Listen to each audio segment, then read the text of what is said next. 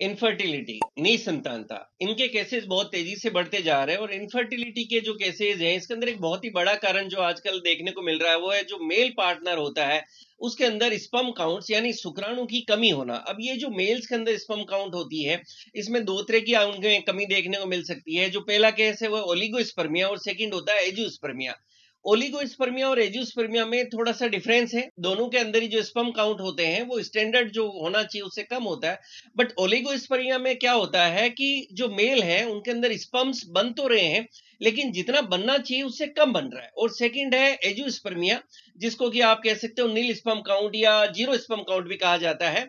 तो ये वो कंडीशन होती है जब किसी मेल के अंदर जब उनका सीमन का एनालिसिस या आप कहें कि जब वीर्य की जांच कराई जाए तो उसके अंदर आता है कि भाई इनके जो वीर्य है उसके अंदर तो बिल्कुल शुक्राणु है ही नहीं, यानी नील स्पर्म काउंट की जो कंडीशन है उसको एजियोस्पर्मिया कहा जाता है।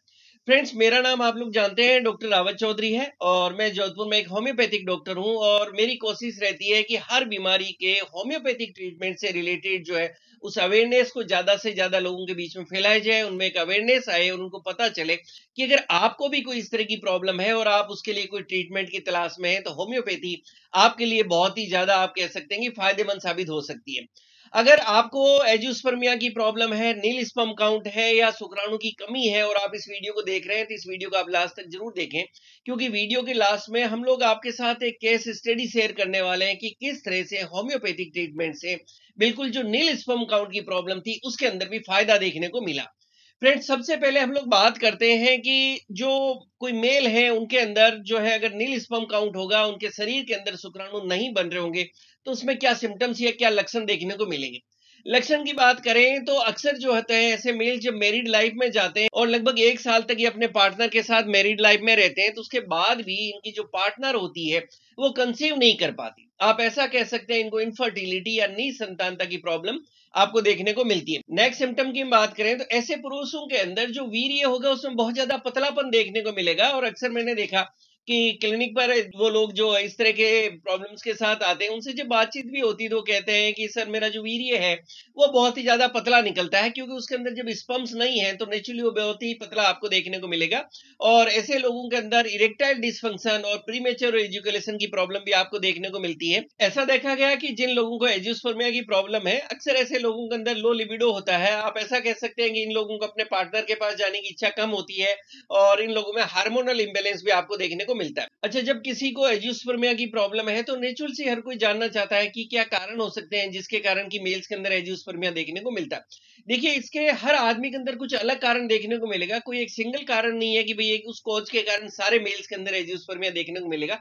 हर मेल के अंदर हो सकता है कि कोई एक कारण और किसी के अंदर मल्टीपल एक से या एक से ज्यादा कारण भी आपको देखने को मिल सकते हैं। एक बहुत ही बड़ा कारण जो देखने को मिलता है वो वेरिकोसील। फ्रेंड्स, वेरिकोसील को अगर आप डिटेल में समझना चाह रहे हो तो मेरे चैनल पर आप जाएं, वेरिकोसील को सर्च करें और आप देखें वेरिकोसील पे हमने बहुत सारे वीडियोस बनाए हैं। और वेरिकोसील के लिए बहुत अच्छी बात मैं आपको बताऊं कि अक्सर रूटीन में इसके लिए सर्जरी रिकमेंड की जाती है और बहुत से लोगों को सर्जरी के बाद भी वेरिकोसील वापस भी हो जाता है। और वहीं होम्योपैथी में दूसरी तरफ बहुत ही अच्छी अच्छी मेडिसिन है जो अगर आप सर्जरी नहीं करवाना चाहते तो आप वेरिकोसील के लिए होम्योपैथिक मेडिसिन ले सकते हैं और हो सकता है कि आपको सर्जरी की जरूरत नहीं पड़े। तो जो सबसे बड़ा कारण और सबसे कॉमन कारण जो मैंने मेरी क्लिनिक पे देखा है जिसके कारण पुरुषों को इनफर्टिलिटी का सामना करना पड़ता है और स्पर्म काउंट की प्रॉब्लम होती है, तो वेरिकोसील एक बहुत ही बड़ा कारण वहां देखने को मिलता है। नेक्स्ट हम कारण की बात करें तो मेल्स के अंदर हाइड्रोसील भी एक कंडीशन हो सकती है जिसके कारण उनको लो स्पर्म काउंट का प्रॉब्लम सामना करना पड़ सकता है। इस टॉपिक पर भी आप मेरे चैनल पे जाके वीडियो देख सकते हैं। और नेक्स्ट एक और कारण देखने को मिलता है वो टेस्टिस एट्रोफी। टेस्टिस एट्रोफी मतलब वो कंडीशन जिसमें कोई पुरुष के अंदर, आप जानते हैं कि स्पर्म्स का जो प्रोडक्शन होता है और जो मेल के सेक्स हार्मोन्स हम जिनको कहते हैं इनका प्रोडक्शन मेल के टेस्टिस में होता है। तो बहुत से ऐसे मेल्स होते हैं जिनका जो टेस्टिस है एट्रोफी हो जाता है या आप कह सकते हैं उसका प्रॉपर डेवलपमेंट या विकास होता ही नहीं। मतलब कि एज के अनुसार हेल्दी मेल के अंदर जो टेस्टिस का साइज होना चाहिए उस तरह का नहीं होता और उनके टेस्टिस काफी छोटे रह जाते हैं, तो उसके कारण ऐसे लोगों के अंदर स्पर्म प्रोडक्शन भी नहीं हो पाता। अच्छा, नेक्स्ट हम बात करें तो हो सकता है कोई दूसरा इन्फेक्शन रहा हो आपके टेस्टिस के अंदर जिसके कारण आपको एजियोस्पर्मिया की प्रॉब्लम हो, और इंडिविजुअली हो सकता है कि हर आदमी के अंदर कोई दूसरा कारण भी आपको देखने को मिल सकता है इन सारे कारणों के अलावा भी। अच्छा फ्रेंड्स, जो एजियोस्पर्मिया होता है ये भी दो तरह का होता है, एक तो होता है ऑब्स्ट्रक्टिव और एक होता है नॉन ऑब्स्ट्रक्टिव। ऑब्स्ट्रक्टिव जो एजियोस्पर्मिया है उसके अंदर आप ऐसा कह सकते हैं कि मेल के अंदर हो सकता है कि स्पर्म्स का प्रोडक्शन हो रहा हो, लेकिन उनकी जो रिप्रोडक्टिव ट्रैक्ट है उसके अंदर कुछ ऑब्स्ट्रक्शन या रुकावट आ गया जिसके कारण उनके शुक्राणु बाहर नहीं आ रहे, इसलिए इसका नाम ही ऑब्स्ट्रक्टिव एजियोस्पर्मिया। सेकंड है नॉन ऑब्स्ट्रक्टिव। इसका मतलब यह है कि आपकी बॉडी के अंदर जो स्पर्म्स है उसका प्रोडक्शन हो ही नहीं रहा।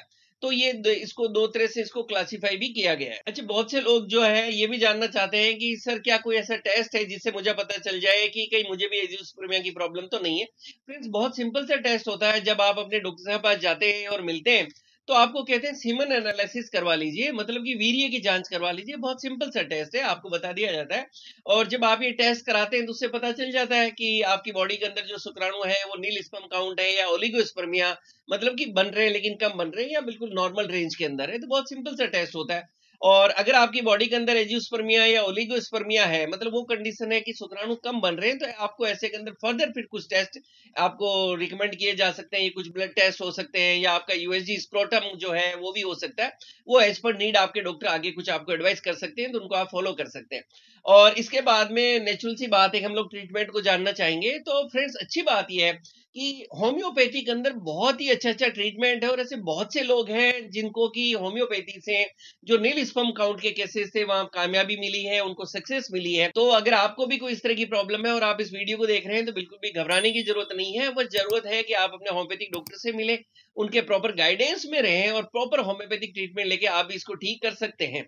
मैं आपको नॉलेज और एक कॉन्फिडेंस देने के लिए कुछ एक रिपोर्ट्स आपके साथ शेयर कर रहा हूं जो हमारी क्लिनिक की है, रियल केस स्टडी की। किस तरह से हमारी क्लिनिक पे एक पेशेंट है जिनको एजियोस्पर्मिया की प्रॉब्लम थी, हमने उनका ट्रीटमेंट स्टार्ट किया और उनको बहुत अच्छा फायदा देखने को मिला। फ्रेंड, पहली रिपोर्ट आप देख सकते हैं जो हमने ट्रीटमेंट स्टार्ट किया उस समय की है कि शुरू में जब ये आए तो एक 19 फरवरी 2024 की रिपोर्ट है जिसमें आप देख सकते हैं कि इनका जो सीमन एनालिसिस था उसके अंदर बिल्कुल इनको एजियोस्पर्मिया आया, मतलब कि 0 या नील स्पर्म काउंट देखने को मिल रहा है। और जब हमने इनका ट्रीटमेंट स्टार्ट किया और नेक्स्ट रिपोर्ट जो आप देख रहे हैं लगभग 4 महीने बाद की 6 जून 2024 की, उसके अंदर आप देख सकते हैं कि इनका जो स्पर्म काउंट था उसके अंदर काफी इंप्रूवमेंट होने लगा है और काउंट 5 मिलियन पर ml आ रहा है।